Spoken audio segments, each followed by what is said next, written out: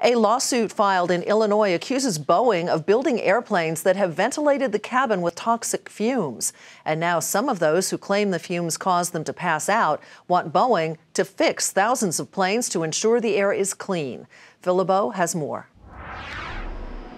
The lawsuit accusing Boeing of having faulty ventilation in its airplanes stems from a 2013 Alaska air flight where 4 flight attendants got sick, including 3 who passed out. The next thing I knew, I was on the galley floor, and the other flight attendant was on the PA system, just mumbling incoherently. I got on that flight, I was healthy, I got off the flight, and I have never been the same since.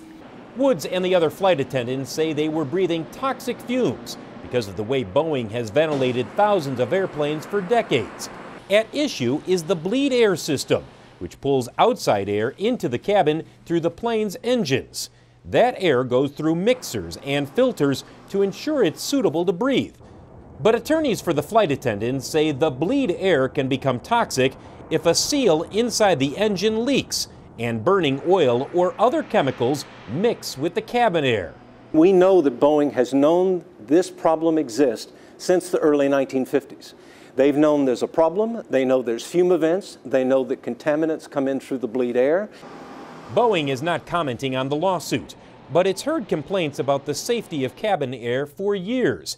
In the past, the company has said cabin air is safe to breathe. Research has consistently shown that cabin air meets health and safety standards and that contaminant levels are generally low.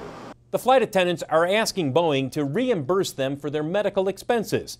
They also want the company to put air quality sensors in thousands of airplanes to warn crews if toxic fumes are bleeding into the cabin. And they want Boeing to stop using the bleed air system in future airplanes. Right now, just one Boeing model, the 787 Dreamliner, does not use the bleed air system for ventilating cabins.